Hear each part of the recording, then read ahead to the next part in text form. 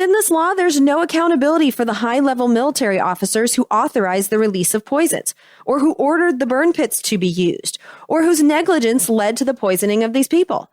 There's no punishment for the military commanders if these troop and community poisonings keep happening, which is probably why they keep happening, and why it's necessary to get 5 million Americans who served their country healthcare as soon as possible. And for those that get sick before their start date, treatment delayed is treatment denied. So we're still going to lose veterans in these categories of qualified veterans due to a lack of health care over the next 10 years. And so prepare yourself. You're going to hear stories about veterans who qualify but can't get health care and have to wait. I am so damn tired of being lied to. I don't think I can deny it anymore. You can stick to your story if you think it flies, but I'm not gonna buy it anymore. Hello, my friend, and thank you for listening to the 257th episode of Congressional Dish. I'm your host, Jennifer Briney. If this is your first time listening to this show, first of all, thank you for giving it a try. And I would like you to know that for 10 years now, while producing this show, I've been reading bills and laws to find out what our Congress is doing with our money and in our names. I'm not some political animal. I don't have the dream to be a pundit. I'm not a member of any political party. I don't consider myself an activist. I have no loyalty to any political ideology. And quite frankly, I think that most political labels, so like right versus left and red versus blue, progressive versus conservative, I think in general, they are pretty much meaningless bullshit. When it comes to lawmaking, it's a world of detail and nuance, and that's the world where I live. And over the years of examining the details in bills and laws, I have witnessed time and time again things that would be politically toxic, that could never be passed on their own, get attached to must-sign bills and hitchhike their way into law. And that is what the American people were being told was happening to a bill that I think I can safely say that damn near all of us wanted to become law, the PACT Act, which is going to provide health care to veterans who were poisoned while serving our country.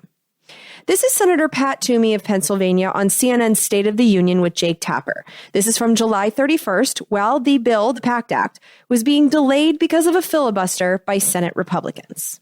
Here's what you need to keep in mind, Jake. First of all, this is the oldest trick in Washington. People take a sympathetic group of Americans, and it could be children with an illness, it could be victims of crime, it could be veterans who've been exposed to toxic chemicals, craft a bill to address their problems, and then sneak in something completely unrelated that they know could never pass on its own and dare Republicans to do anything about it because they know they'll unleash their allies in the media and maybe a pseudo-celebrity to make up false accusations to try to get us to just swallow what shouldn't be there. That's what's happening here, Jake. That's what Senate Republicans were telling the American people on corporate news. And I saw so many messages from you asking me if what you were hearing was true. And so I decided to read every word of the bill, which is now law, to find out. Because this is a very important new law. Like our healthcare system in general, the Veteran Administration system is way too complicated. Different groups of veterans get different levels of coverage, and they get coverage at different times. So it's not like you served your country, you're covered. It's not like that at all. And so this new law is important to understand in detail because poisoned veterans are about to get health care.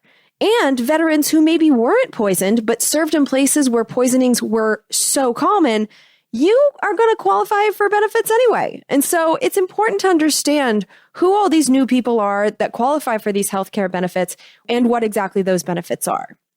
And so I'm going to give you the general gist of what the new law does. And then the show notes for this episode will have links to the details if you're one of the veterans affected. And to put a dingleberry onto a bill that's this important, to sneak something nefarious into law, that really would be a despicable thing to do. And so after I tell you the really important stuff, what's in the law, how veterans will be affected, and also, this new law qualifies different groups of veterans based on where they served and what they did, which led me to find out about a bunch of instances of our military poisoning people, poisoning whole communities that I didn't know about. And so I'm going to tell you about those events too. But after all that, at the end of this episode, that's when we're going to get a little bit political. Because I'm going to tell you in detail what happened during those 6 days when Senate Republicans stopped this bill from moving forward. I'll give you the details from the law and the amendment that they wanted, and then we'll replay what both sides said to the American people. And I think that will answer the question that so many of you asked me the week before this bill passed the Senate, which was, who is lying to me? And you can use this knowledge when you vote in November. And if you appreciate having this knowledge, if it helps you to understand what's going on, if you appreciate having show notes that allow you to check my facts, if you appreciate that I don't just ask you to trust me, but I back up every single thing that I say, and if you value being able to use those show notes to get more information, please contribute to this listener-supported podcast. You won't hear a single advertisement on this show. You won't hear a single campaign ad on this show. I've turned them all down. I've left many thousands of dollars on the table. But this podcast exists for you, not for companies to sell to you, and not for politicians to have access to you. There is a difference, because no podcast is free. You either pay directly or you pay with your time, which is sold to advertisers, including politicians. But you always pay. And so I'm asking you to pay directly so that I can have the freedom to tell you the truth no matter what company or politician might get mad. This is the only way. And so if you get value from this episode or any of the others, please visit this episode's show notes or the support page on congressionaldish.com and pay whatever amount you consider fair for the value you receive. The only number that I consider unfair is 0. And thanks to everyone who has participated in this project over the years and paid to keep it going. I truly love you and would have had to stop this long ago without you. Okay, so now let's get started with the important stuff. What does this new law do? Well, this new law is going to provide health care to about 5 million veterans who were, in various ways, poisoned by the United States military. Now, some of these veterans have had health care through the Veterans Administration already for their disabilities, but only the veterans that could prove that they were poisoned. If they could prove it, they have gotten all costs of their associated medical care covered, and they've gotten a disability pension. But until this new law, millions of veterans who absolutely should have qualified for health care coverage haven't been qualified. Sometimes this has been because their illnesses haven't been on the covered list. Sometimes this has been because the military didn't acknowledge that their actions caused anyone to be poisoned. And sometimes this has been because the military denied that the event that poisoned these veterans even happened at all. And that's what this new law fixes. For some current veterans anyway. Veterans who have been fighting for coverage for decades, literally longer than I've been alive. And so why are they getting coverage now? How did this get done now? Well, here's one of the law's authors, Representative Mark Takano of Riverside, California. This was from his speech on the House floor. The way this country has dealt with toxic exposure has been piecemeal and inadequate. President Biden recognizes this too. Shortly after he was sworn in, I met with the president about our shared priorities for veterans.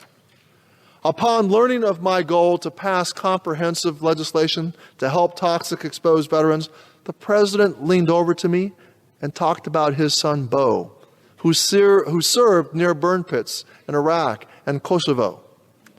It might be hard for most Americans to imagine what a burn pit looks like because they are illegal in the United States.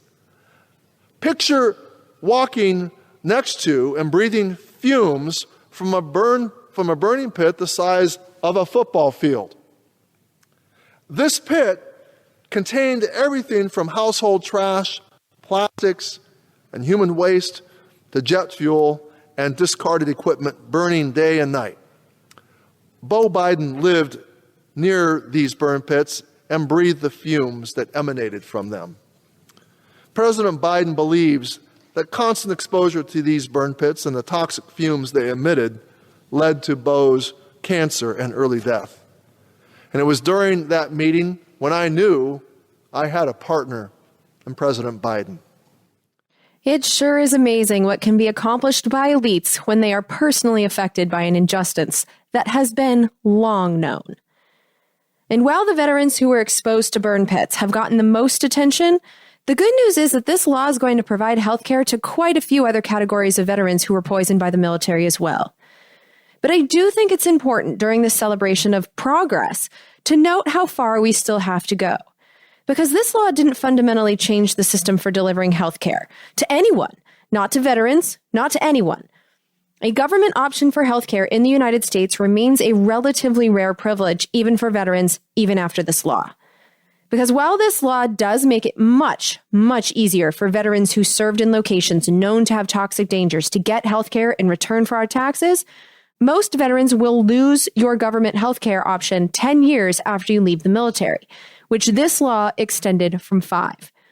But most veterans who appear healthy after 10 years will be thrown into the private insurance nightmare with the rest of us until you hit the magic age of 65 and become eligible for Medicare, also just like the rest of us.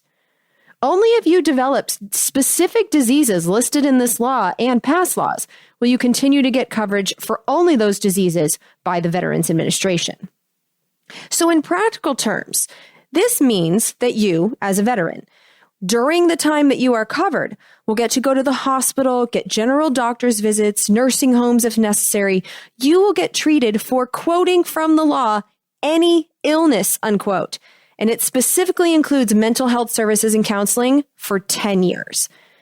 Basically, you will get most of your health care, if not all of it, because I don't know about dental and vision, which is treated as separate for some fucked up reason in this country, as if eyes and teeth aren't essential or something.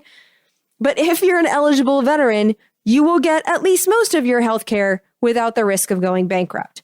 There will be no bills, like it is for all of the citizens in most of the other modern countries in this world. For you, for at least 10 years.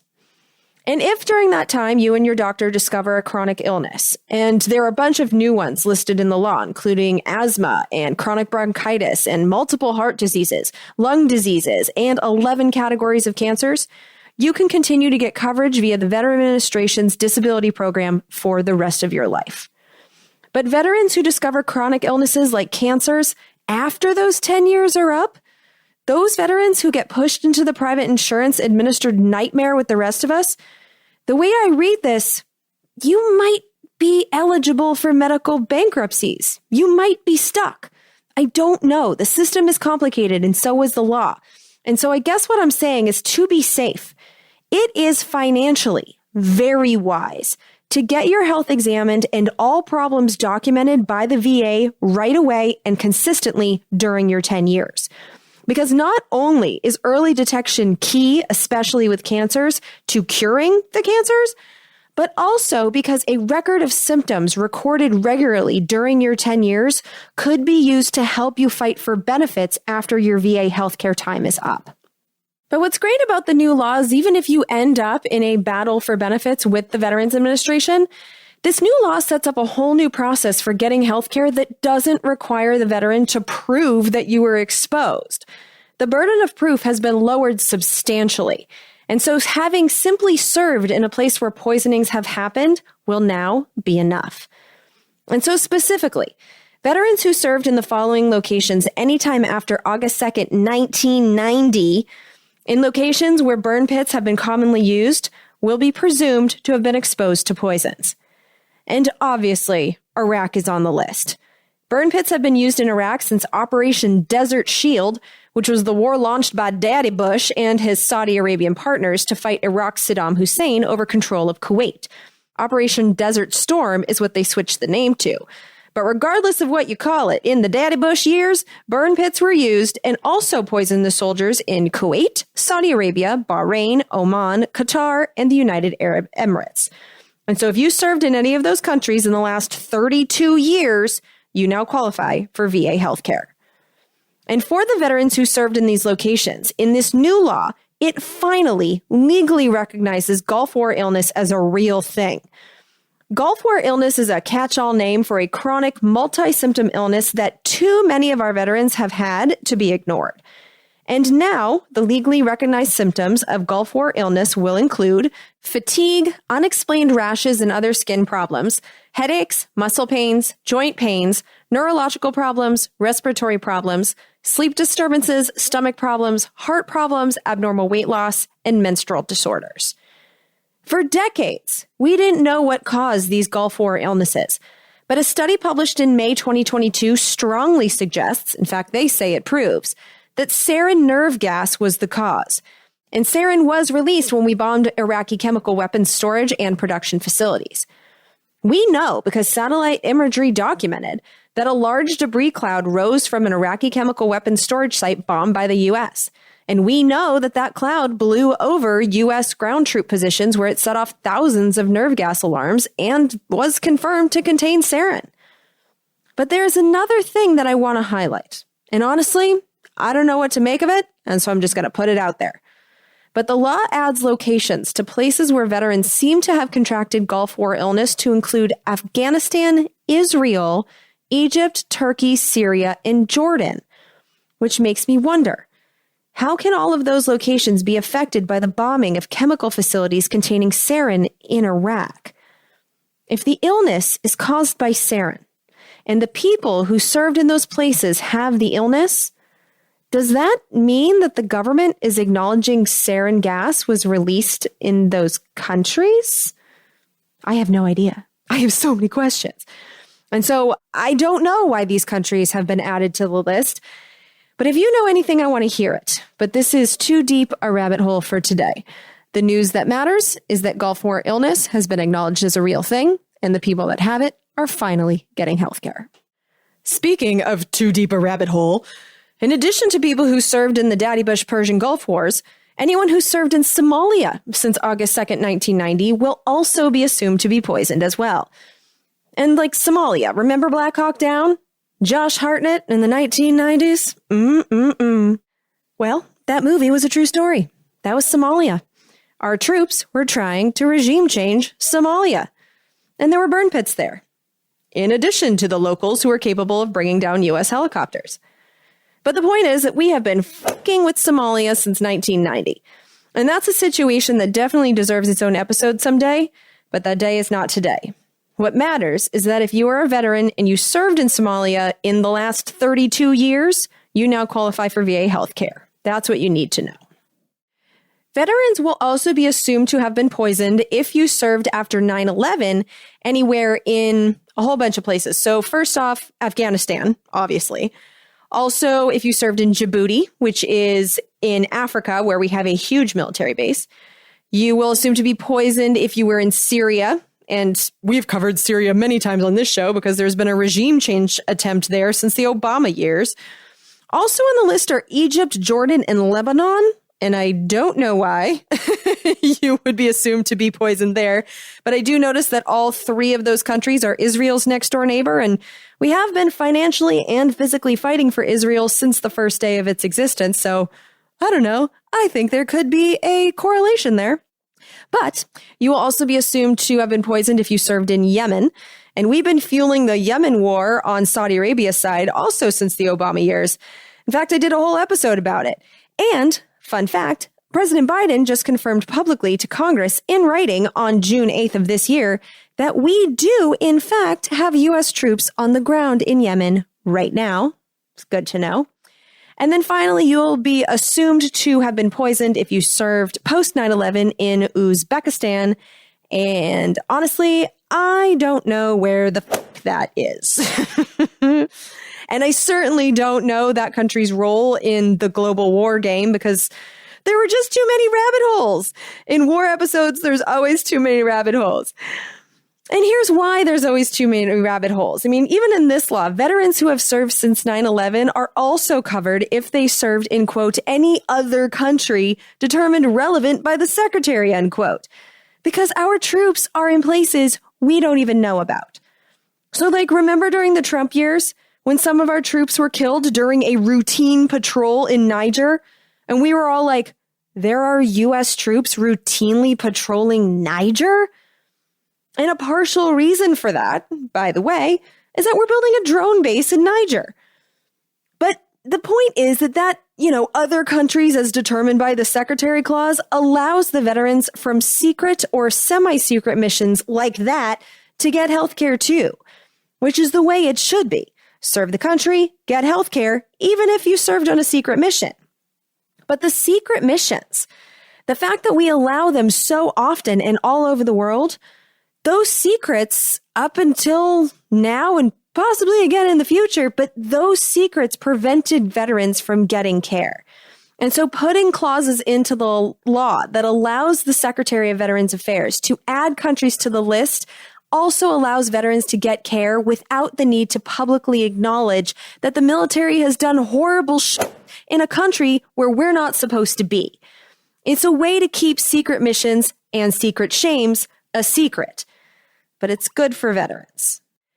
Because, for example, a group that has been getting super by a lack of health care forever have been the Vietnam War era veterans, the ones who were exposed to Agent Orange. Agent Orange is a poison that was used to kill plants.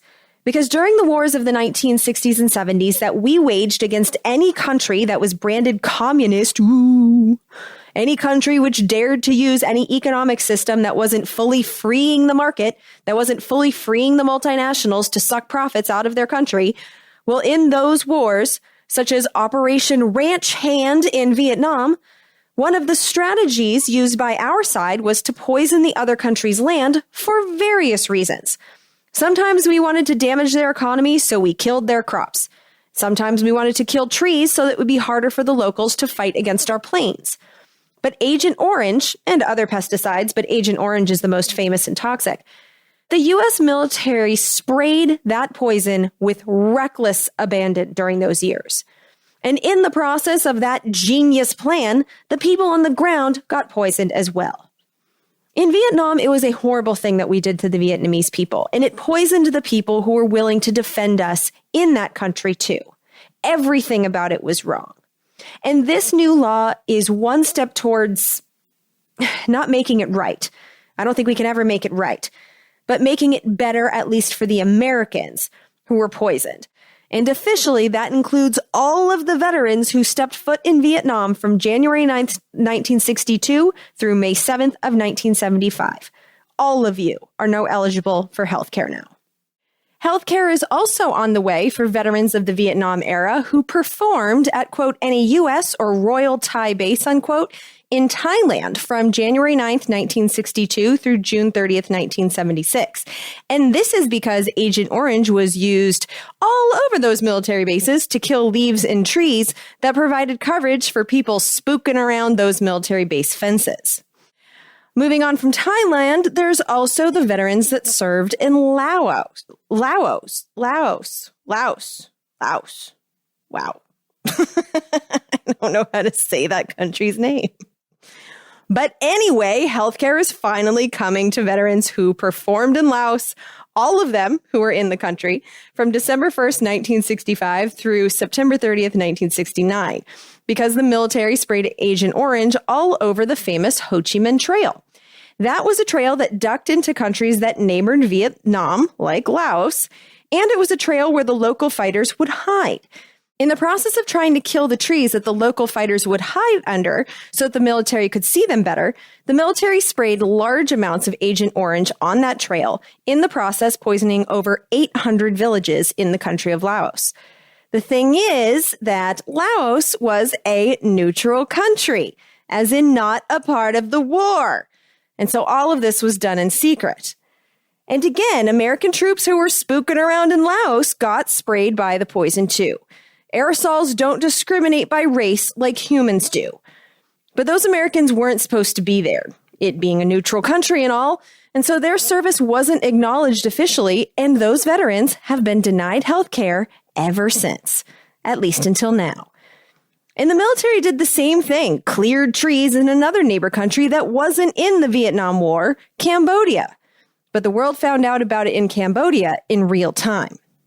Over the course of 3 weeks, aircraft that we now think are likely owned or were hired by the CIA dropped a metric shitload of poisons on Cambodia in a regime change attempt.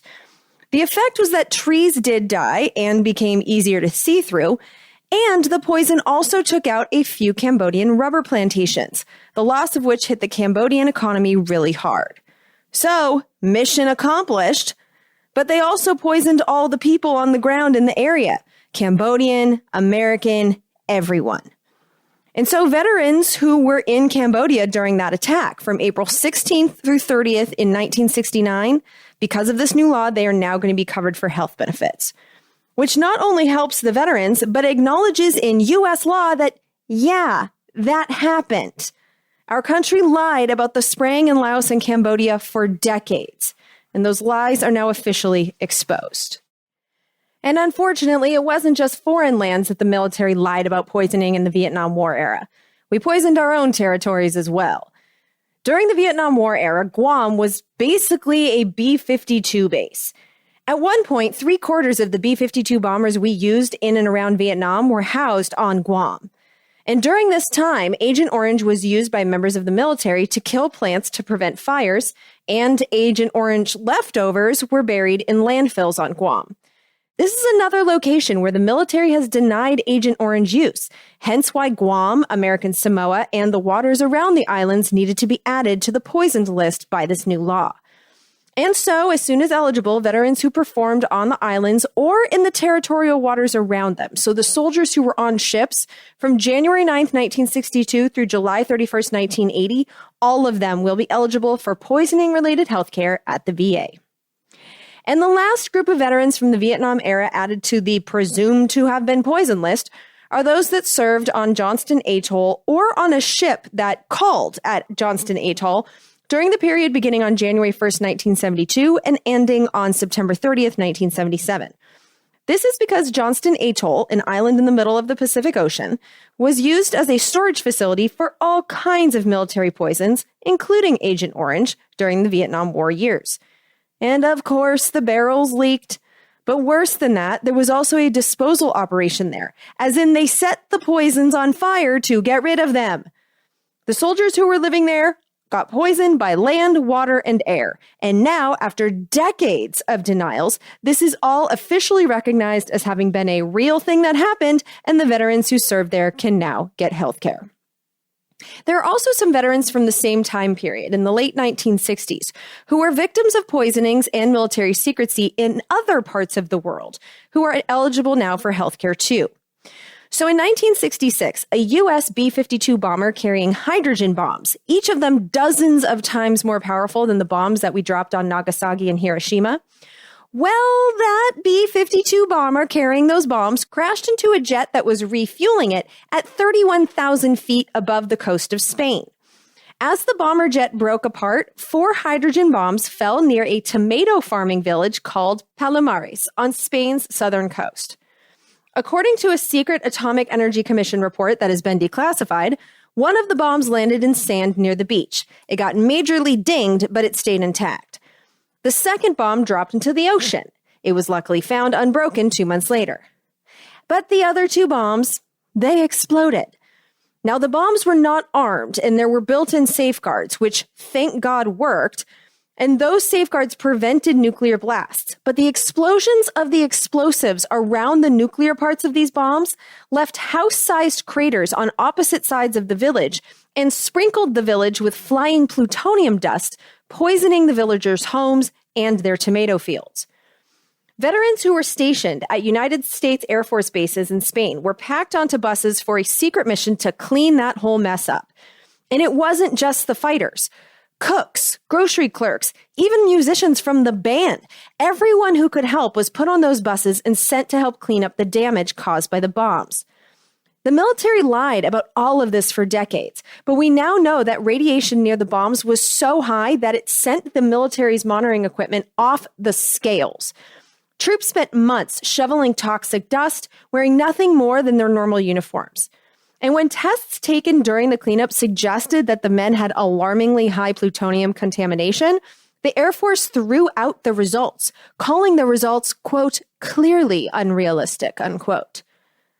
All this time, the soldiers were not told that there was a danger of radiation.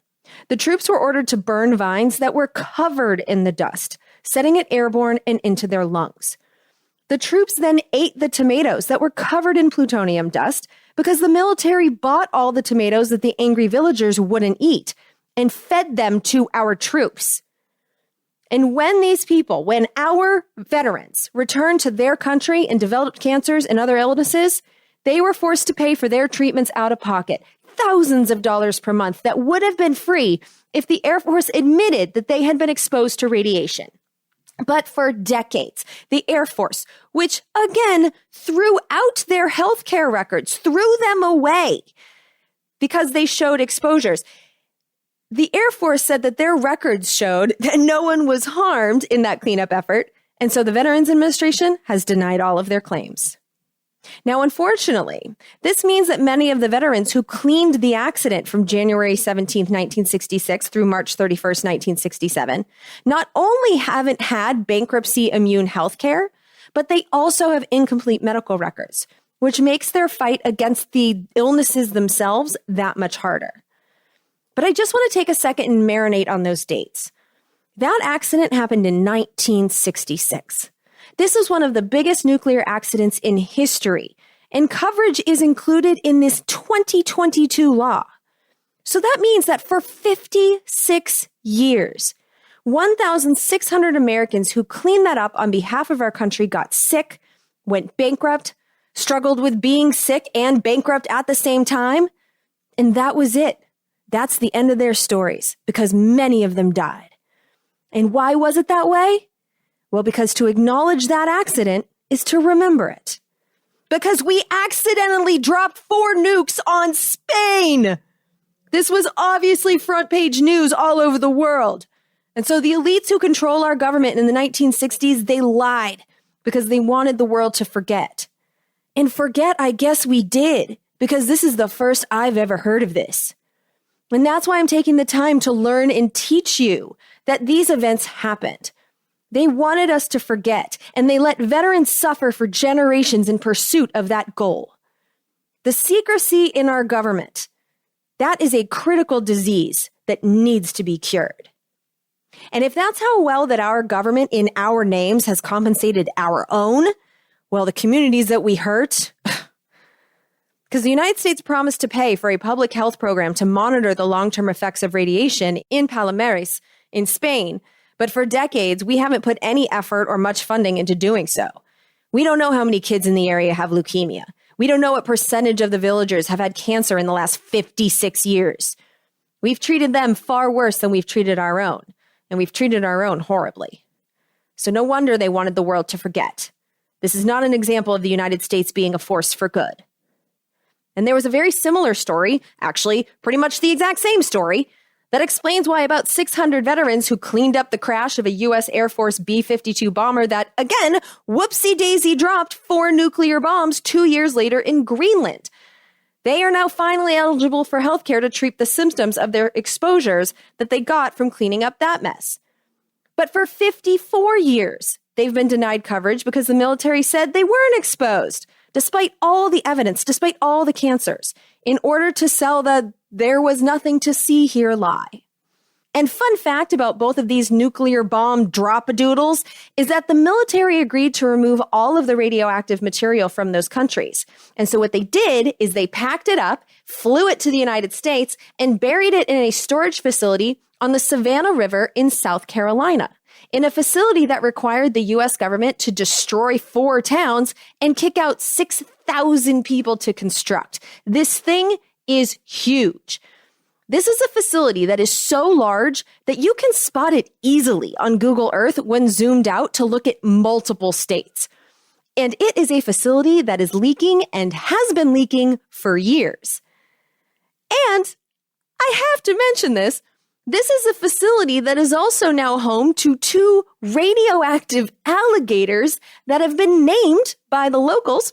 They've been named Tritigator and Dioxinator, named after the wastes that have turned them into Teenage Mutant Ninja Gators. So, wow, this is yet another rabbit hole too deep for today. But the show notes will show you the way if you would like to jump down it on your own. And if I lived anywhere near the western half of South Carolina or anywhere near Augusta, Georgia, which is really close to this thing, I would jump down this rabbit hole. moving on to another secret radiation scandal that is still ongoing, we're going to move over to the Marshall Islands now, which is a cluster of islands in the Pacific Ocean. Veterans who served there from January 1st, 1977 through December 31st, 1980 are now eligible for health care at the Veterans Administration. And to understand why they are now included because of this new law, I'm going to play you a little bit of an amazing documentary that was created by ABC. No, not the U.S. corporate news, but I'm talking about the Australian Public Broadcasting Network. They told this story so much better than I could. Plus, I'm sick of my voice. And so here is the must-know information from that documentary. You're first going to hear an Australian accent. That accent is coming from the reporter, Mark Willisey. And in this clip I made from the documentary, which, by the way, you can find the documentary in full in the show notes, and it's definitely worth your time. But you'll also hear from a climatologist who will be introduced in the clip and a U.S. veteran named Jim Androl and his wife, Bev. From 1946 to 1958, the United States detonated dozens of atomic bombs in the Marshall Islands. Michael Gerard is a US climate change specialist who's visited the dome. When the U.S. was getting ready to clean up and leave in the late 1970s, they picked the pit that had been left by one of the smaller atomic explosions and dumped a lot of this plutonium and other radioactive waste into the pit and covered it over with an 18-inch thick dome and left. This was the site of the largest nuclear cleanup in United States history. 4,000 young soldiers toiled here for years to fill in the bomb crater underneath this dome. Among the more than 80,000 cubic metres of contaminated soil and debris was plutonium, one of the most toxic substances on the planet. One of the attempted nuclear weapons explosions didn't work. And so the plutonium, rather than having a nuclear blast, was just broken apart by the conventional explosions, leading to about 400 little chunks of plutonium that were spread all around the atoll. Those 400 chunks were put in plastic bags and tossed into the crater underneath the dome. Declassified US government documents revealed that Washington knew that troops would be exposed to plutonium on Rooney Island. This secret cable from 1972 talks about the existence of solid plutonium-bearing chunks on the island's surface. It warned that the quantity of plutonium was undoubtedly large and that it presented a new and serious concern. Many of the U.S. soldiers in particular who worked at Eniwetok have since come down with illnesses that they say were caused by their work there. Those young men are now in their 50s and 60s, and few in the United States know their story. Jim Androl is one of those soldiers. For years he suffered from a myriad of complaints he says are linked to his service on Eniwetok. I had never even heard of Eniwetok. I never knew that there were 43 nuclear tests out there. I didn't know it was radioactive. They didn't tell us, so we landed. There was no special gear issued. We were just issued our normal warm weather gear, which would have been shorts, t-shirts, hats, and jungle boots, and that's it. And were you given radioactive decontamination training? No, none whatsoever. Was there any safety equipment? No. He had his gallbladder out. Shortly after that, they found a 7.5-pound tumor, cancerous tumor in his abdomen. I suffer from roughly 40 to 45 residuals from the cancer. I've got pancreatitis. I've got a spot on my liver that they're watching, kidneys. The problem for former cleanup workers like Jim Androl is that unlike the other US soldiers involved in the atomic tests, the government does not recognise them as atomic veterans. This means the 4,000 cleanup veterans have no special healthcare coverage. Many are lumbered with crippling medical bills. Well, not anymore. Those bills will go away for the veterans who have survived the last 4 decades of being denied health care. But even though veterans like Jim Androl will now be eligible for health care, obviously this doesn't help the locals. And it's just worth knowing that the cleanup that our veterans completed, well, The bottom of the dome is just what was left behind by the nuclear weapons explosion. It's permeable soil. There was no effort to line it, and therefore the seawater is inside the dome. Already the sea sometimes washes over it in a large storm, and the United States government has acknowledged that a major typhoon could break it apart and cause all of the radiation in it to disperse. The dome is completely unlabeled. There's no fence, there are no guards there. People can go there if they want, and there's nobody to stop them. But like most of the islands of the Marshalls, Roonat is barely a metre above sea level at its highest point. When this dome was built in the late 1970s, there was no factoring in sea level rises caused by climate change. Now, every day when the tide rolls out, as it is now, radioactive isotopes from underneath the dome roll out with it. So fun stuff. And again, the full documentary is in the show notes for you. It's definitely worth a watch so that you can see this dome, because it's so much worse than whatever you are picturing. But back to the good news. Now that all of these veterans are qualified from all these different missions, well-known and secret, the military is going to have to reach out to veterans and tell them that they're eligible for coverage now. But even better, they're also going to have to reach out to veterans who qualify, who were denied before, and cover their health care, starting on the date that they filed their first claim, the one that was denied. For poison veterans with existing crippling medical debt, this is going to wipe out those debts. But other debts can be wiped out because of this law too. But in North Carolina, they're not going to be automatic. You're going to have to act if you've been poisoned, and you have to do it quickly. And when I say you, I'm not just talking to veterans here. There are people outside of military service who are eligible for compensation in North Carolina too. So this next clip I'm going to play for you is a commercial that is currently airing in the United States. It was produced by a law firm in North Carolina, which you know they aren't paying me to air for you because I don't allow paid ads on this show. I'm going to play this for you because it's accurate, and it will tell you why the new law now allows lawsuits against the U.S. federal government from, quote, an individual, including a veteran, who resided, worked, or was otherwise exposed, including in utero exposure, to water at Camp Lejeune, North Carolina, that was supplied by or on behalf of the United States, unquote, for the harm that was caused by their exposure to the water. Camp Lejeune is a Marine base located in Jacksonville, North Carolina. It was established in 1942. From 1953 to 1987, the water supply to the base was contaminated with dangerous chemicals from multiple sources, including leaking underground storage tanks, industrial spills, and waste disposal sites. These toxic chemicals were polluting the water in and around Camp Lejeune for over 34 years. Well over 1 million Marines and their families were exposed.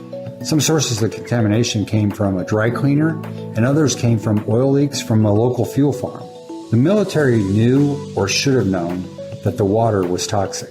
If you served, worked, or lived on Camp Lejeune from August of 1953 to December of 1987, you were exposed to this toxic water. This includes any child that was in utero at the base, as the water would have affected the fetus development. If you've been diagnosed with any cancer or had Parkinson's disease or had some type of birth injury involved, you want to call the Carlson Law Firm so we can represent you. Congress recently passed and the President signed a law honoring our PACT Act, which includes the Camp Lejeune Justice Act. This allows victims to bring lawsuits against the United States government for contaminated water. Now, there is a time limit on this. You only have 2 years from the passage of this bill to bring your lawsuit, and you have to file a claim form first.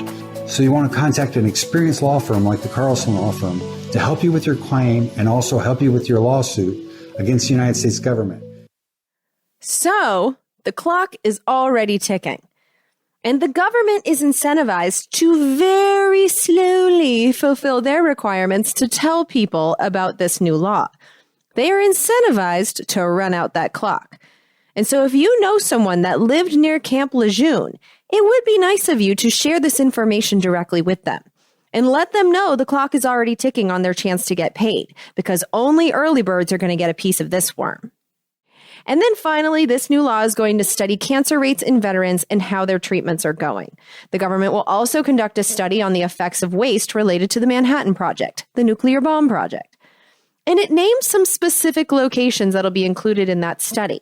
Now, some of these won't be surprising, such as Oak Ridge, Tennessee, where we still have a big-ass lab with poison stuff in it. There's also Hanford, Washington, which is a community that has been begging to be cleaned up for decades.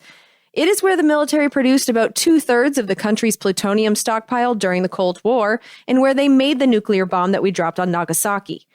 When they didn't need the site anymore, the military privatized the cleanup, and I know you'll be shocked to hear this, but the cleanup is far from done. Every day, radioactive waste leaks into the soil and water in Hanford, Washington, and by the way, it's right on the bank of the Columbia River. This is a well-known problem in our Congress, even if it's not all that well-known among us peasants in the United States. But I've seen this discussed in quite a few hearings, and so it's not surprising to see Hanford on the "we need to study the health of veterans who lived here" list. But the Missouri locations, these were news to me. And there are 3 of them in Missouri that are going to be studied for radioactive toxins in the St. Louis area in particular. Those 3 areas are Coldwater Creek, Missouri, the Westlake landfill, and the St. Louis airport site. And so to find out what the hell that was all about, I found a great documentary on HBO called Atomic Homefront. It's about 4 years old. It's a little outdated, but it's still definitely worth your time. It has lots of maps and visuals that really helped me to get it.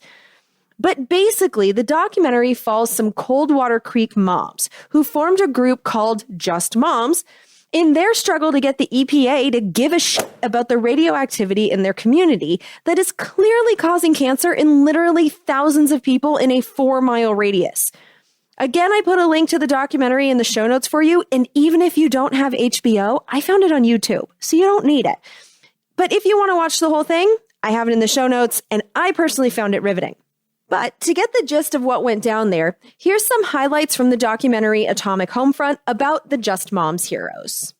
Mallinckrodt Chemical Works processed uranium for the U.S. government in downtown St. Louis starting in April of 1942. It was in total secrecy. Mallinckrodt had this extremely valuable material from the Belgian Congo, the richest uranium ore known on the planet. It was very, very radioactive, much more so than the United States uranium ore. The workers had to use code names. They didn't say uranium. They used terms like orange juice and so forth. Mallinckrodt purified all the uranium that went into the first nuclear weapons. So St. Louis was really the birth of the atomic age. Mallinckrodt Chemical Works, right after World War II, like in 1946 or 47, began trucking waste out to the airport site. And of course, going from downtown, they spilled stuff along the way. The truckers dumped them there and spread them out, and they did it even at night, and they said it was very beautiful because there would be sparks, because uranium is pyrophoric, it can catch on fire. The federal government decided they wanted to sell these materials that had been dumped at the airport site over an 11 or 12-year period because they were very valuable, lots of minerals and so forth. So they put ads, and they did find a company called the Cotter Corporation in Colorado. They trucked just about a mile away to a place called Laddie Avenue. My father is an eyewitness that he recalled big dump trucks that were not covered, coming and just dumping piles that looked like dirt. Rainwater was coming off of these piles and washing into the creek. Then in 1973, the wastes were trucked to Westlake landfill by a company hired by the Cotter Corporation. The wastes were dumped there illegally. We didn't hear about the radioactivity until the stink of the landfill started. I guess if it wasn't for the smell, no one would have known about the radioactivity. No one told them. And the story gets even crazier. Because in 2010, in a part of the landfill that is less than 1,000 feet from where we know the radioactive waste is sitting, an underground fire was discovered. Now, the gas from that fire seems to be what triggered the smell that woke the neighborhood up to the threat over the fence. But that fire has been low-key smoldering for over a decade. Now, obviously, the neighbors want the government to fix the mess that the atomic weapons program started. And at the end of the documentary in 2017, there was no solution. It's a very dissatisfying ending. But in the aftermath of that story-going HBO documentary level viral, the EPA announced a plan in September 2018 to remove some of the radioactive material at the Bridgerton landfill. I just called it Bridgerton. Bridgeton. Definitely not fancy ass sexy Bridgerton. No, the opposite of that. The Bridgeton landfill is going to have a cleanup plan, and it is to remove some of the radioactive material and cap the rest. But, surprise, surprise, it's not going well. So after initially telling the community that the cleanup and capping effort would be completed in 4 years, that date has been pushed to 2038. And the Westlake landfill flooded 3 weeks ago in those crazy Midwest floods. This story is wild. And this new law only takes the smallest of steps towards dealing with it.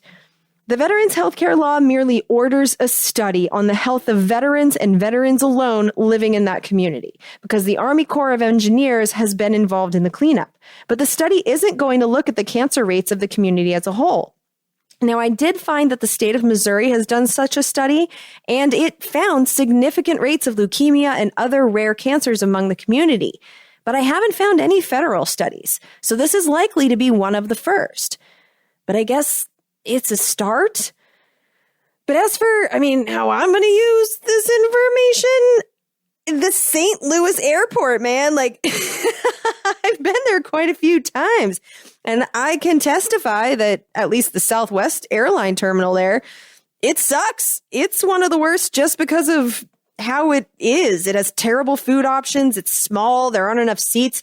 It's one of my least favorite layover spots in the country. And so now I find out that there is dirt quite literally all around it that is radioactive. The landfill is at the end of the runway. You can see it when you land. And as private companies schlep the dirt around from spot to spot while being allowed to resell it and move it at their discretion for decades, that whole damn area got contaminated. So I'm thinking, I'm just going to avoid the St. Louis airport from now on, if I can.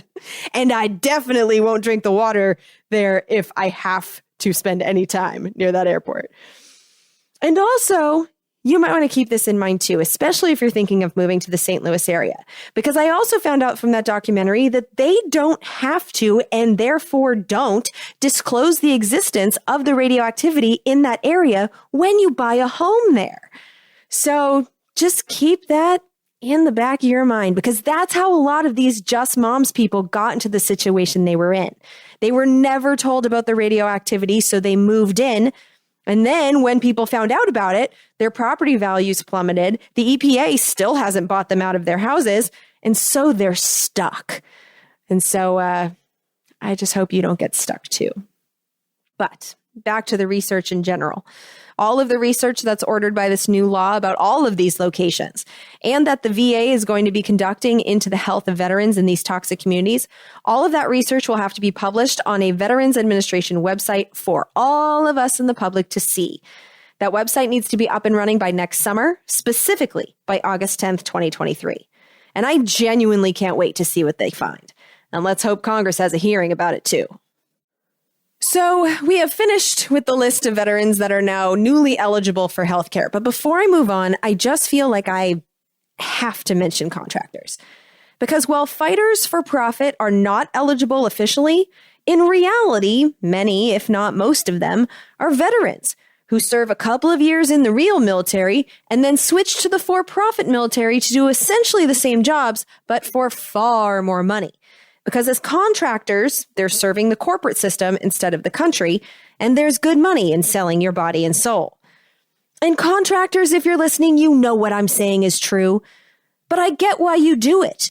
You know, you risk your life and you deserve to make a comfortable living, and we don't pay our veterans enough. And not just our veterans, our active duty members enough. You deserve to be able to afford health care and decent homes, and so many veterans, which this episode proves, have been treated horribly by us taxpayers. You've gone bankrupt because of the military's negligence and lies. And so I'm actually not all that mad at you for being contractors, but it's a dirty system and you know it. But in my eyes, the villains, as always, are the profit seekers at the top. The executives who have showered our lawmakers with cash, who legalized the mercenary army business, who have allowed private mercenary companies to siphon tax money away from the serving the country soldiers and funnel it towards the serving the corporation soldiers and the shareholders. These companies recruit from our military with the promise of enough money for their families to actually be comfortable, financially secure. And by recruiting from and paying better than our military, these private companies profit from the training that we pay for.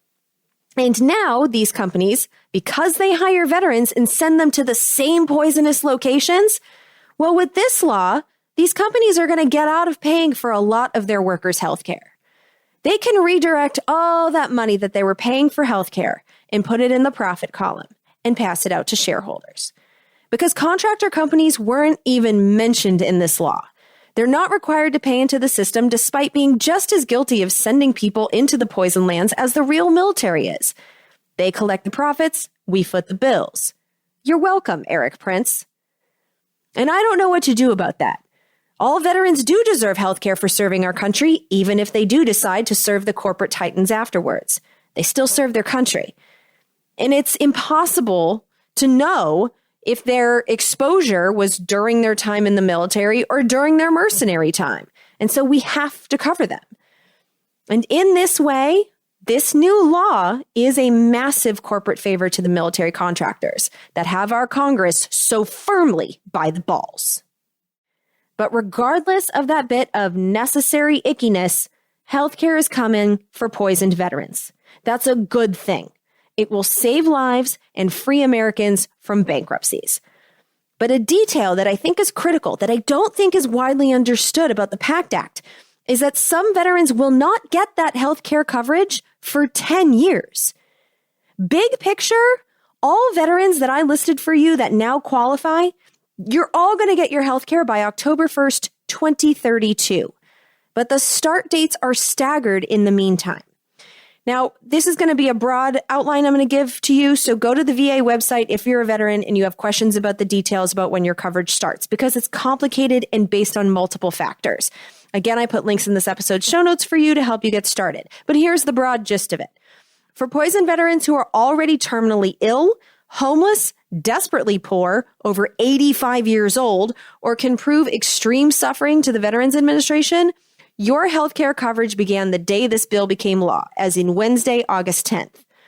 For exposed veterans who were discharged from active duty between 1990 and September 11th, like the September 11th, your 10 years of coverage will begin on October 1st, 2024. For exposed veterans who were just discharged between the day after 9/11, so 9/12/2001, and the end of 2006, your coverage begins on October 1st, 2026. Those that were discharged between 2007 and the end of 2012, your coverage starts on October 1st, 2028. For those discharged between 2013 and the end of 2018, your start date is October 1st, 2030. And then by October 1st, 2032, most veterans who served in the W. Bush, Obama, and Trump wars will be covered for 10 years for, quote, any illness, unquote. And I do want to make sure that I'm specific because not all missions in the 9/11 era count. The missions that do count and the veterans from which will be covered for 10 years includes, of course, the veterans of W. Bush's 2003 Iraq War, veterans who served in Operation Iraqi Freedom and Operation New Dawn. Also covered will be veterans who served in Operation Enduring Freedom, which was the Afghanistan regime change war against the Taliban that began on October 7th, 2001. Now, that mission on paper ended on December 28th, 2014, after we killed Osama bin Laden. But 4 days later, they launched the sequel mission, which will also be covered, which was called Resolute Support Mission, which was to train the Afghanistan military. That mission was the miserable failure of an impossible mission that President Biden ended at the end of last year. 10 years of health care is also coming to veterans who served in the ISIS, Al-Qaeda, boogeyman hunting missions, including Operation Freedom Sentinel, which on paper ended in 2021, but has morphed into Operation Enduring Sentinel. Operation Enduring Sentinel, which is in effect right now, is the mission that launches bombs at countries from outside those countries. Department of Defense bullshit speak describes these bombings as, quote, over-the-horizon operations, unquote. This is what Biden used in early August to execute an old man, a man accused of but never tried for horrific crimes, including 9/11, but who was in fact an old man blown to pieces by 2 missiles launched by our country while he was standing on a balcony in Afghanistan's capital, a country we on paper ended our war with a year ago. Here's President Biden on August 2nd. When I ended our military mission in Afghanistan almost a year ago, I made the decision that after 20 years of war, the United States no longer needed thousands of boots on the ground in Afghanistan to protect America from terrorists who seek to do us harm. And I made a promise to the American people that we continue to conduct effective counterterrorism operations in Afghanistan and beyond. We've done just that. In February, our forces conducted a daring mission in Syria that eliminated the emir of ISIS. Last month, we took out another key ISIS leader. Now we have eliminated the emir of Al-Qaeda. Afghanistan, Syria. Operation Enduring Sentinel is one of those anywhere against anyone war missions. And one thing to note is that Operation Enduring Sentinel, this over-the-horizon we can drone kill anyone anywhere mission, is not listed as a mission that qualifies you for health care. Our other war against anyone anywhere, that one does. Because the law does cover all veterans who participate in Operation Inherent Resolve, which is the ongoing war against ISIS, a stateless organization with no known and published members list. And Operation Inherent Resolve hasn't ended yet either. And this is how some veterans serving today will also be eligible for full health care coverage for 10 years by October 1st, 2032, when they retire and become veterans. As far as I can tell, these are the only eventually veterans, current active duty soldiers, who are going to be eligible for these new healthcare benefits. And I bring up the separate treatment of the veterans of the different official missions in order to show you that this law isn't designed to guarantee healthcare to future veterans. There will be a cutoff. They'll change the name of the forever war again eventually, and then that new one will not be on the list. And so there will be a cutoff. That is, of course, until evidence of poisonings emerge again and more veterans get added to the list of the poisoned. I'm thinking specifically about the active duty members and their families that drank poisoned water in Hawaii over the last year. Details on that ongoing military poisoning people debacle can be found in episode 249, which I titled A Few Good Laws, but that's a situation I didn't see addressed in this law. And there very well might be other current poisonings happening right now that we don't know about as well. The military has a history of keeping poisoning secret, as we now well know. And I don't think it's going to stop, because in this law, there's no accountability for the high-level military officers who authorized the release of poisons, or who ordered the burn pits to be used, or whose negligence led to the poisoning of these people. There's no punishment for the military commanders if these troop and community poisonings keep happening, which is probably why they keep happening, and why it's necessary to get 5 million Americans who served their country healthcare as soon as possible. And for those that get sick before their start date, treatment delayed is treatment denied. So we're still going to lose veterans in these categories of qualified veterans due to a lack of health care over the next 10 years. And so prepare yourself. You're going to hear stories about veterans who qualify but can't get health care and have to wait. And the reason I'm putting out this warning is that this might be treated as some kind of scandal by people in our government who want to privatize the Veterans Administration, because we've seen this game before. They find and scream about any way that the VA is failing, and instead of trying to help fix the VA, they privatize its functions. And when they start screaming about veterans who can't get health care from the VA despite qualifying in the PACT Act, you at least will know that it's because that was written into the law. Now, the reason for the staggering of dates, the reason for the delayed treatment, well, first of all, there is a practical reason for that. Because if you had 5 million veterans show up at once at the door of the VA, that's a crush that they can't handle. But the other reason for it is Republicans. The Republicans fought for those delays. They got the start date staggered. And they also fought to remove some categories of illnesses for coverage too. And it's not because they hate veterans, but they said they did it for budget reasons. This is where the Republicans chose to penny pinch. But the thing about the date staggering, the hope, is that the law does allow the Secretary of Veterans Affairs to change these dates to make them effective earlier, not later, but earlier if they can and want to. And so it's key to have people in charge of the VA who want to. It's important. We need people in charge of the VA who believe in functional government and want it to succeed. And I'll be blunt about it because I feel like I've been dancing around it. But that is more likely with Democrats in charge. The people who I have witnessed, who you have witnessed as a long-term listener of this show, who are hell-bent on privatizing as much of our government as possible, who are ideologically, almost religiously devoted to the idea that government can't do anything right just by its very nature, and that everything should be done by the private sector, including healthcare for veterans and the rest of us, the people who are the most extreme zealots about that are Republicans. And I want to be clear about that, despite the inevitable accusations that I'm a partisan from new listeners who have clearly never listened to either of the impeachment episodes. But I want to be clear about who I've witnessed bashing the VA in the past and pursuing privatization, because I think speeding up healthcare coverage for qualified veterans is achievable if the Veterans Administration officials are officials who believe in effective government and are allowed to focus on getting it done. If they can focus on creating one effective, efficient system and not have to integrate it with as many private company middlemen as possible, I think we could speed up those dates. We voters, though, have a role to play. We voters can help our veterans get health care faster.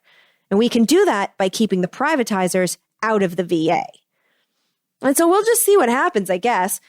The privatization bills that I've seen, though, like the Veterans Choice Act, and I've produced a few episodes about it, while the Republicans are definitely the zealots about privatization, there was plenty of bipartisan support. So the love of privatization has infected the Democrats too, especially the corporate ones. But this is going to be a storyline worth watching in the Veterans Administration oversight hearings for sure. Not that you're watching those hearings, because I'm the freak that does such things, and that's what you pay me for. And so I'll keep you posted. And so now you know the substance of the PACT Act and the reason why people fought for this to become law for decades. And so now let's examine the PACT Act's bumpy and bullshitty road into law, shall we? So the original version of the PACT Act is a different version from what became law, and it passed the House of Representatives on March 3rd of this year. But once it landed in the Senate, the Republicans on the Senate Committee on Veterans Affairs refused to pass it out of the committee. And these are the Republicans specifically that wanted fewer benefits covered and wanted the phase-in dates that will delay health care for some veterans for 10 years for budget reasons. The Democrat in charge of that committee right now is Senator Jon Tester. And instead of forcing those Republicans to vote on the House's bill as it was and daring them to vote no, instead, he worked out a compromise in his committee with those Republicans. A compromise that covered fewer illnesses and included the phase-in dates that the Republicans wanted. Yes, the same Republicans that launched the war on terror and the Afghanistan war and the Iraq war and who fight for more war money year after year after year with no concerns for the budget whatsoever. Jon Tester decided to compromise with them for budget reasons. But anyway, the compromise bill that came out of the Senate Committee on Veterans Affairs, this one is damn near identical to the one that became law. And it passed the Senate 84-14 on June 16th. For the record, every no was a Republican, including Senator Pat Toomey of Pennsylvania. The Senate compromise bill then went back to the House because bills can only become law if they are passed by both parts of Congress and are identical. And the compromise bill passed 342 to 88 in the House of Representatives. Again, every no on that bill was Republican. But the House made a minor change, making it no longer identical and requiring the Senate to vote again. And so I looked at a comparison of the bill text, and what I found is that the House deleted just one sentence. The deleted sentence was in a section that helps the VA hire new employees for rural facilities by letting the VA buy possible employees out of their existing contracts at their current employers. The House deleted a sentence that said that that buyout would not be a taxable benefit for that possible employee. That was the only change from the bill that had passed the Senate with 84 out of 100 senators voting yes. Nothing was added by the House or the Democrats to the bill.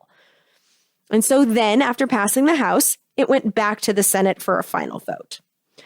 The final bill was expected to pass the Senate and be sent to the president on July 27th.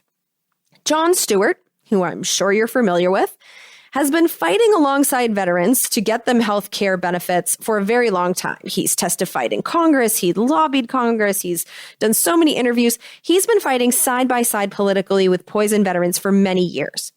Well, he and a bunch of veterans came to the Capitol expecting to celebrate the imperfect but desperately needed health care benefits that are in the PACT Act and that they had been fighting for literally decades. But Senator Pat Toomey, who again voted no on the bill in June, so at least it's not a hypocrite, but he filibustered the PACT Act, which means that he prevented the Senate from voting on it.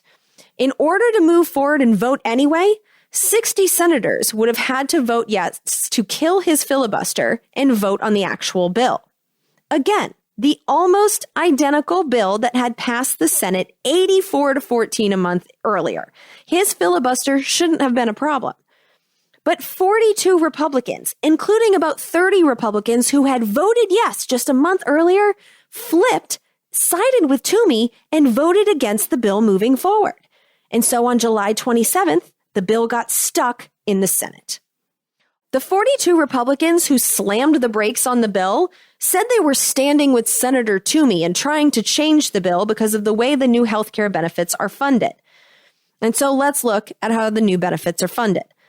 The new law creates a fund specifically for poison veterans, all of them, which is separate from the Veterans Administration's discretionary budget. The discretionary budget is the one created every year by Congress in those funding laws that are always late, at least since the mid-1990s, and have too often failed to pass, which has led to too many government shutdowns. The new fund for poison veterans healthcare is going to be immune from those political games because the fund will be so-called mandatory spending.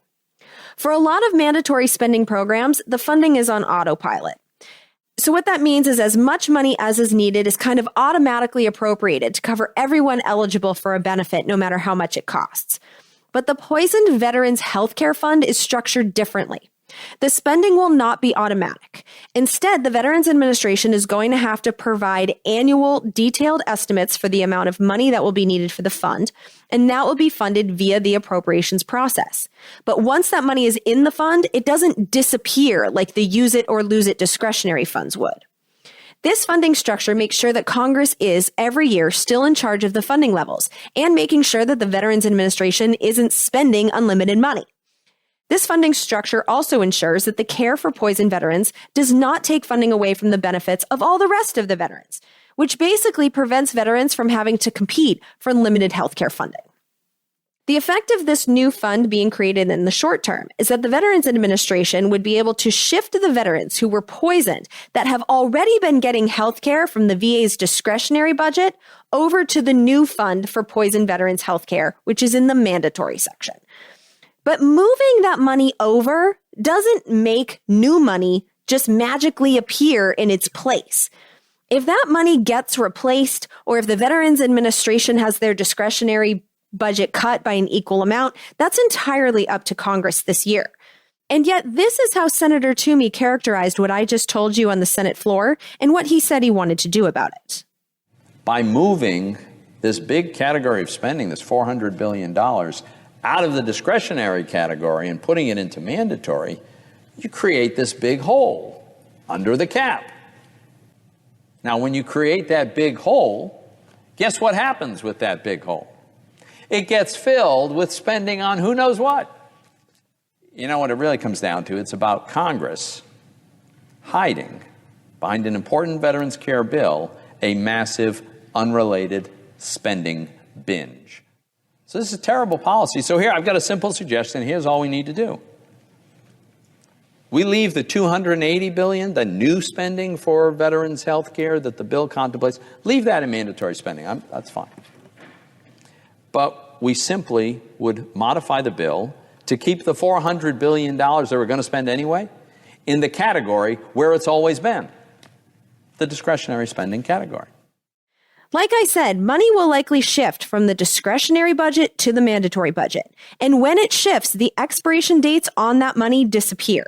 But that doesn't automatically fill in the discretionary budget with magic money. Congress can reduce the VA's funding if they want to by an equal amount next year, or not. The point is that it's a choice Congress will make. There is not some $400 billion that will appear out of nowhere that can be spent on anything. And by the way, even that $400 billion number, he makes it sound like that's like an automatic fund that appears. It's $400 billion over the course of 10 years. So we're talking about $40 billion a year, which again, doesn't just magically appear. It is all simply a lie. But regardless, Toomey wanted an amendment. And I read it. And his amendment does pretty much what he said it would. If he had his way, the new money would go into the fund and it would be mandatory spending. But the money that's currently being spent on poison veterans who already qualified would have to stay in the discretionary category and be subject to caps and expiration dates. Which honestly wouldn't affect any veterans really at all because Congress can put as much money into the mandatory poison veterans fund that they want. But what it would do is prevent any room in the VA budget. This is all about looks. So like in 2022, veterans programs got about $113 billion in discretionary funding during Congress's annual overdue government funding debacle. Toomey wants to prevent the veterans programs from getting a similar amount, from getting $113 billion-ish, because it would look the same. It would look like veterans programs get $113 billion this year and $113 billion next year. But because about $40 billion moved, Congress, well, the Democrats in Congress, let's be real, they could give veterans programs the same amount in 2023. They could appropriate $113 billion, and it would look like there's no additional spending on veterans. But Toomey don't play that. Toomey, who is in the House and voted for the Iraq War with no concerns about putting an entire war on the country's credit card, he was basically trying to prevent extra money from maybe going to veterans programs in future years should Congress decide to keep the discretionary budget level the same, which would effectively increase spending on veterans, while the Veterans Administration is undergoing a massive expansion. So basically, he was fighting to limit the possibility of extra money for veterans. That's what Toomey would fight for. Now, this is not a big deal. This amendment, either way, whether it's in the bill or not, the point is that veterans will get their care and Congress is fully in control of what happens with future spending, with or without the Toomey amendment. But remember, the bills have to be identical to become law. And so if Toomey got this not important either way amendment attached, the bill would have to go back to the House for another vote.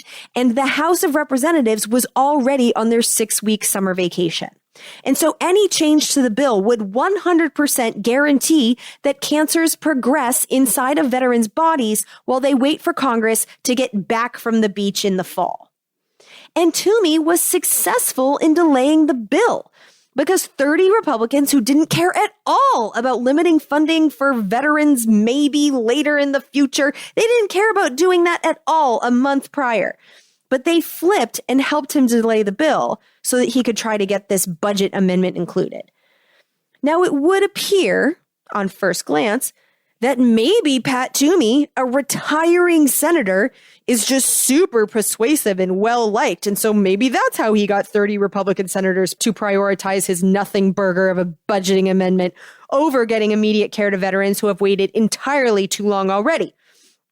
But it is widely believed in Washington, D.C., in the punditry world, and by me, that it wasn't Pat Toomey's amazing persuasion skills that got the other Repubs to flip.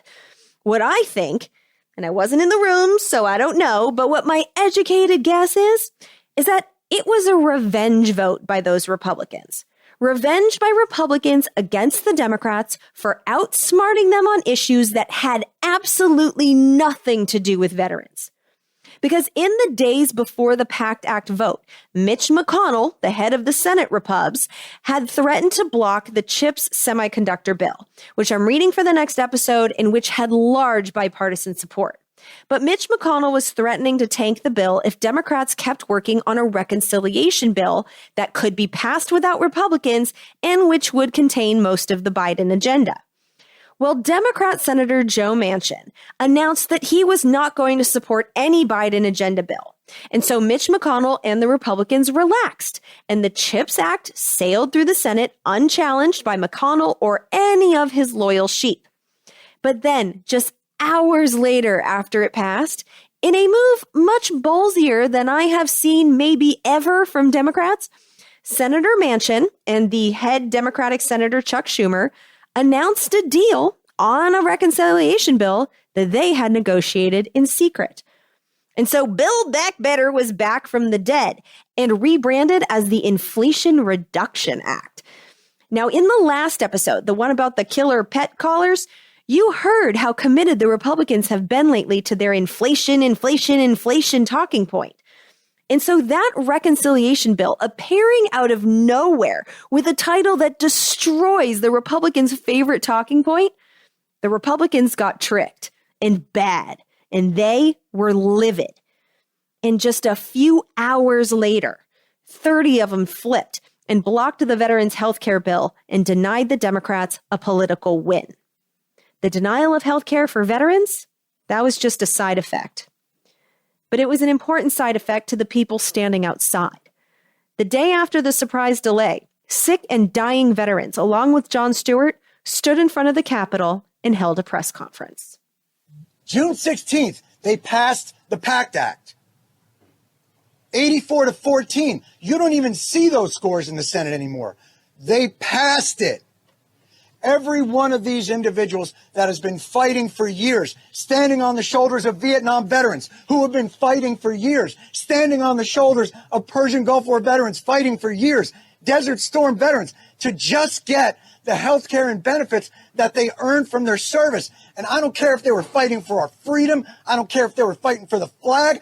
I don't care if they were fighting because they wanted to get out of a drug treatment center or it was jail or the army. I don't give a shit.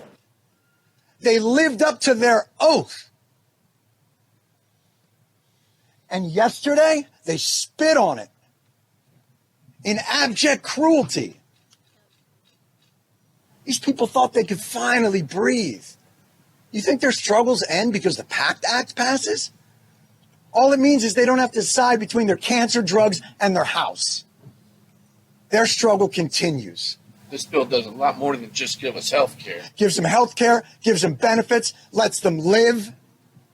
Keeps veterans from going homeless, keeps veterans from becoming addicts, keeps veterans from committing suicide. Senator Toomey's not going to hear that because he won't sit down with this man. Because he is a fucking coward. You hear me? A coward. Pat Toomey stood up there, Patriot Pat Toomey, excuse me, I'm sorry. I want to give him his propers. I want to make sure that I give him his propers. Patriot Pat Toomey stood on the floor and said, this is a slush fund. They're going to use $400 billion to spend on whatever they want. That's nonsense. I call bullshit. This isn't a slush fund. You know what's a slush fund? The OCO, the Overseas Contingency Operations Fund, $60 billion, $70 billion every year, on top of $500 billion, $600 billion, $700 billion of a defense budget. That's a slush fund, unaccountable, no guardrails. Did Pat Toomey stand up and say, this is irresponsible, the guardrails? No, not one of them did. They vote for it year after year after year. You don't support the troops, you support the war machine. And I didn't see that clip go viral on corporate media, but it should have, because Jon Stewart is absolutely right. The OCO fund, the Overseas Contingency Operations Fund, is basically the war on terror funding that has been immune to discretionary spending caps since the W. Bush years. I have been bitching about the OCO fund and documenting the existence of that thing for 10 years on this show. The last time that slush fund was authorized was in the 2022 NDAA, which Toomey didn't filibuster and he voted yes on. Toomey also voted yes on authorizing that slush fund in 2021, in 2020, in 2019, 2018, 2017. You get the idea. No filibuster for uncapped war spending. And yet delaying veterans' health care to prevent a possible, not at all definite, maybe increase in spending on veterans programs sometime, that is where Toomey drew his hard line and used all the power he had to delay the PACT Act. And now they say, well, this will get done maybe in the after we get back from our summer recess, maybe during the lame duck, because they're on Senate time. Do you understand? You live around here. Senate time is ridiculous. These motherfuckers live to 200. They're tortoises. They live forever, and they never lose their jobs, and they never lose their benefits, and they never lose all those things. Well, they're not on Senate time. They're on human time, cancer time. Jon Stewart and the veterans understood that a delay meant life or death consequences for real humans. And the Senate was on the way out the door for their summer vacation. And so Jon Stewart quite literally rallied the troops. I honestly don't even know what to say anymore, but we need your help because we're not leaving. These people cannot go away. I don't know if you know this. You know, obviously I'm not a military expert. I didn't serve in the military, but from what I understand, you're not allowed to just leave your post when the mission isn't completed. Apparently you take an oath. You swear an oath, and you can't leave. But these folks can leave because they're on Senate time. Go ahead. Go home. Spend time with your families because these people can't do it anymore. So they can't leave until this gets done. And true to their word, Jon Stewart and the veterans, they didn't leave.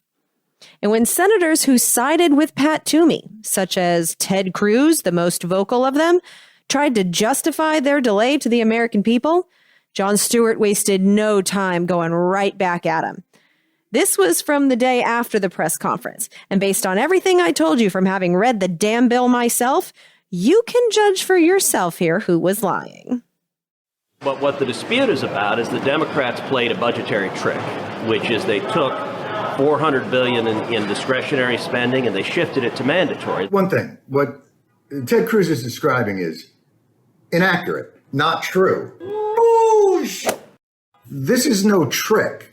Everything in the government is either mandatory or discretionary spending, depending on which bucket they feel like putting it in. The whole place is basically a fucking shell game. And he's pretending that this is some new thing that the Democrats pulled out, stuck into the bill, and snuck it past one Ted Cruz. Now, I'm not a big city, Harvard-educated lawyer, but I can read. It's always been mandatory spending so that the government can't just cut off their funding at any point. No trick, no gimmick, been there the whole fucking time. There's more to that video. And that one went viral.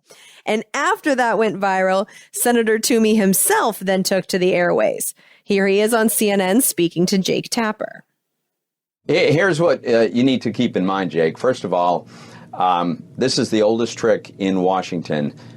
People take a sympathetic group of Americans, and it could be children with an illness, it could be victims of crime, it could be veterans who've been exposed to toxic chemicals, craft a bill to address their problems, and then sneak in something completely unrelated that they know could never pass on its own, and dare Republicans to do anything about it, because they know they'll unleash their allies in the media and maybe a pseudo-celebrity to make up false accusations to try to get us to just swallow what shouldn't be there. That's what's happening here, Jake.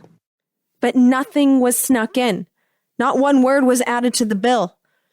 Toomey talked about a very real phenomenon, which I have been raging about for a decade on this show, the dingleberry effect. But he lied about a non-existent dingleberry on the Veterans Healthcare Bill. Nothing was added to the PACT Act. But his lie was so brazen that Americans, understandably, didn't know what to believe. That clip and a few others like it, like this one when Toomey went on CBS News with John Dickerson. 123 Republicans in the House voted for this. 34 Senate Republicans voted for it. Same bill. This week, the bill didn't change, but the Republican votes did. Why? No, the Republican votes didn't change on the substance of the bill. Republicans have said, we want an amendment to change a provision that has nothing to do with veterans' health care. The Republicans support this. The Democrats added a provision that has nothing to do with veterans' health care, and that it's designed to change government accounting rules so that they can have a $400 billion spending spree. Clips and quotes like that were sent to me so many times by people who listen to this show and who didn't know what to believe. Because you know that the dingleberry effect happens. But I promise you, it didn't happen here. Those were shameless lies. And the good news is, they didn't work. 3 days after Toomey lied all over the corporate news, and after 6 days of Jon Stewart going on every station that would take his call, he went on Fox News, he went on Newsmax, where he was actually treated with respect, and he made his case beautifully on behalf of the veterans. Well, Toomey and Cruz were outmatched by someone infinitely more likable than either of them, and someone who also had the benefit of being on the side of justice and not being completely full of shit. And so on August 2nd, Toomey got the vote on his precious amendment, and it failed. And then the PACT Act passed the Senate 86-11. All of the no's, surprise, surprise, were Republicans, including Senator Pat Toomey of Pennsylvania. And when the PACT Act was signed into law last week by President Biden, Jon Stewart was in the room, and this happened. And John, I want to thank you again. I wanted to come up and hang out in the Capitol steps. The Secret Service said I would be a pain in the neck. They wouldn't let me do it. So at least we did a little video on there. But what you've done, John, matters. And you know it does. You should know. It really, really matters. You refuse to let anybody forget. You refuse to let them forget. And we owe you big, man.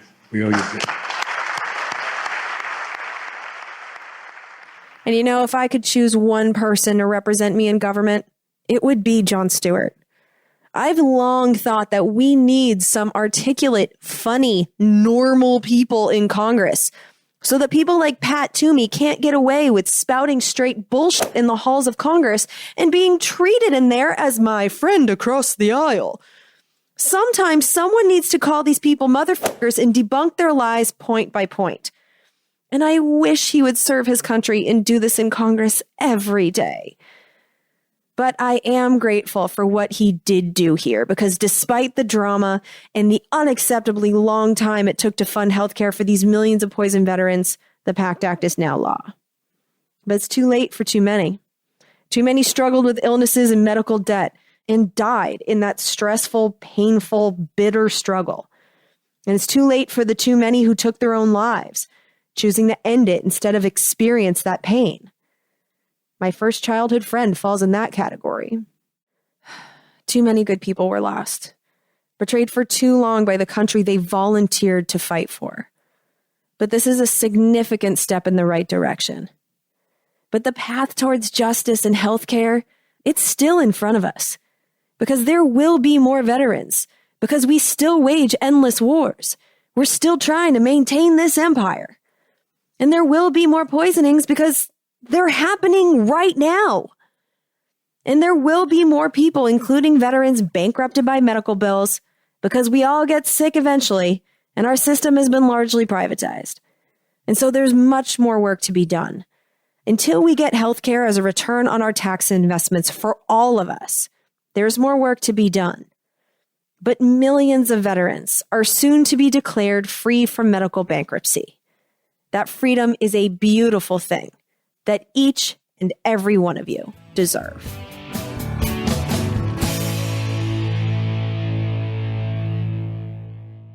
So I considered locking up the last part of this episode, the part about all the drama and the political I thought about locking that up behind a paywall because all the wise people in podcasting, the ones who are far more financially successful than I am, they all lock up some of the good stuff to incentivize people to join their Patreons. And I know that's the wise financial thing to do. In fact, I know the wise financial thing to do is to say yes to all the advertisers and to say yes to the politicians that want to be interviewed on the show for cash. I mean, there are lots of opportunities for money that I'm leaving. And this was another one because even though I know that the most important information in this episode was what's in the law, I also think it's important for the public to know about and remember the barriers that were put up in front of the PACT Act and the lies that were told to the American people about the PACT Act. I think it's important for us to know, especially in an election year, how we are being manipulated. And so I just didn't want that whole 6-day delay debacle to be memory hold. I want us to remember that it happened and to know the details. And so I decided to leave it in the public episode. So honestly, I don't have a Patreon episode for you guys this week because I put it out to the public. And so if you understand that, if you support that, and if you support this show, if you got value from this episode, because this information is valuable, quite literally. I mean, because of this episode, maybe someone is going to decide not to buy a house next to a radioactive waste dump. Or maybe someone is going to know how they or a loved one is going to get health care. Maybe someone is going to understand that there's going to be a delay in that health care and we'll be able to budget for, 2, 4, 6 years of continuing to have to pay out of pocket in the meantime, because I don't feel like the media has told these people that the health care is not coming right away. I mean, this is going to save people actual money. It has actual financial value on top of the value of having a source for information that is not trying to sell you and your time to others. This is a source of information that exists for you. And I think that alone, that different but expanding business model, I think there's value in that too. And so please support this show and this business model so that I can keep going and that I can also inspire others. I've been told so many times to hide how much money I'm making per episode on Patreon, but you want to know why I don't? It's because I want to inspire others to give this a shot too.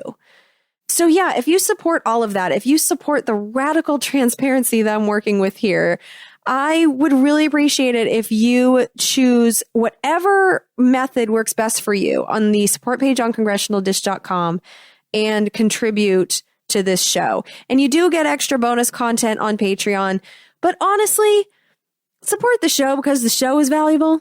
Like, that's the reason. The information is valuable. This is a resource for helping you to vote. That's valuable. So yeah, please support this show.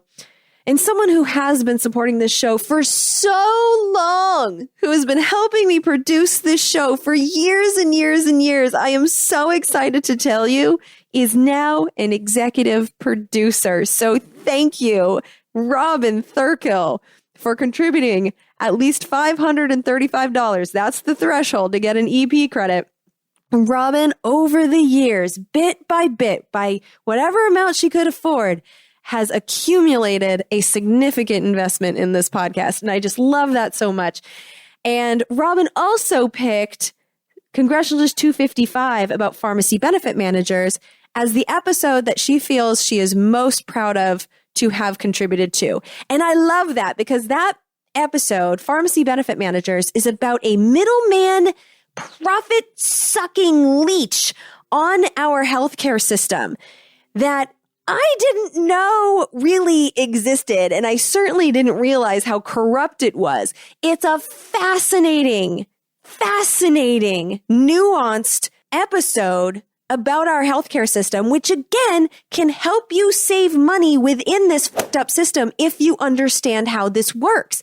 It can help you know where the cheapest place is to get drugs based on your health insurance. I mean, there's value in that episode. I love that episode. And it got very little funding. And so to have an executive producer on it, I fucking love that. So thank you, Robin. Robin also sent in a note with some information that she wanted us to have that relates to that episode. So Robin is a hospice nurse and a grad student. And what she said to us is, quote, "Most of hospice is mandated by Medicare. We accept other insurances, but Medicare makes the rules about how we do business. A few years ago, we hired a pharmacy benefit manager. Basically, we pay them money to save us money. They provide an e-prescription service. They have high-level pharmacists on staff for us and provide advice for symptom management. They also provide a formulary list and symptom management algorithms. These are all cheap bells and whistles. We started using them because Medicare expanded the amount of drugs we were responsible for covering and required that we put medications on our claims. The PBM just happens to have a service designed to do just that. They have a pharmacy just like the big three. They negotiate prices with the retail pharmacies and operate as a pass-through service for payment. They are really helpful but expensive, and it would be difficult for us to meet Medicare's requirements without a PBM. Just like the big three on a smaller scale. Since Medicare is our largest source of payment and the people making the rules, clearly we are forced to use the PBM, just like the big three. There are many hospice pharmacies that operate the exact same way. In a bigger picture way, I've been in rural Virginia for 15 years. In that time, CVS/Caremark has eaten about 4 smaller pharmacies, one within 2 years of it opening and one that had been a neighborhood pharmacy for more than 40 years. Those small pharmacies were owned by my neighbors. Same as Walmart eating grocery stores, 3 gone in 20 years, and Lowe's eating hardware stores, 3 gone in 15 years. Just food for thought. PBMs are the big box stores of the medicine game. Attorney General James in New York just announced a lawsuit against CVS for basically doing what they do, and I'm interested to see how that goes. Keep up the great work. I know it's trying, but you are needed." Unquote. Thank you for not only executive producing that episode, but for showing us the real world consequences of the existence of these PBMs. They affect our communities. They affect our neighbors. So thank you, Robin, for helping me do this show for all these years. I am so proud to have your name on that episode. And if you would like to have your name on an episode that you are proud, and I'm speaking to you, not Robin here, but if you would like to executive produce an episode, you can do a lump sum of $535, or you can build up to that over time, which is exactly what Robin did. But yeah, I am very proud to have names on these episodes, and they also serve as a public vouch for new people to know which episodes you found literally the most valuable. So thank you for participating in this podcast and in this system of fair payment that I'm trying to create. I really appreciate you. And I appreciate everyone who has ever paid anything for Congressional Dish. Okay, so here's what's coming on the podcast, and there's going to be a little hiatus here. I'm actually going to be working extremely hard on Congressional Dish, but I can't release an episode for a little while. And there's 2 reasons for that. One is I am going to be at Podcast Movement in Dallas. I'm doing the orientation again. I love my orientation gig because I get to meet all of the newbie podcasters. So if you're going to be at the conference, if you are a podcaster, I am going to be doing both orientation sessions on Tuesday, which is the day before it officially begins. And I'm going to also, at the same time, be meeting our lovely assistant Claire in person. And so we are using this conference as our podcasting university to learn how to market this show, because I don't know how to do any of that. And this show isn't really growing all that much. And it's never going to make that big of a difference if I'm only talking to about 12,000 people. So we're going to try and grow the show. And so we're going to go there to learn. And while I'm flying back across the world, because I'm recording this in Poland, I'm in Warsaw right now, but I'm flying back across the world, going to Podcast Movement in Dallas. And at the same time, I'm going to be reading the CHIPS bill, the bill about the semiconductors, and also just looking into the big picture reason why we are subsidizing a massive industry and giving tax money to already extremely profitable corporations. So that bill was hundreds of pages long. I'm going to read that and work on that research. And so that's going to be done sometime in September.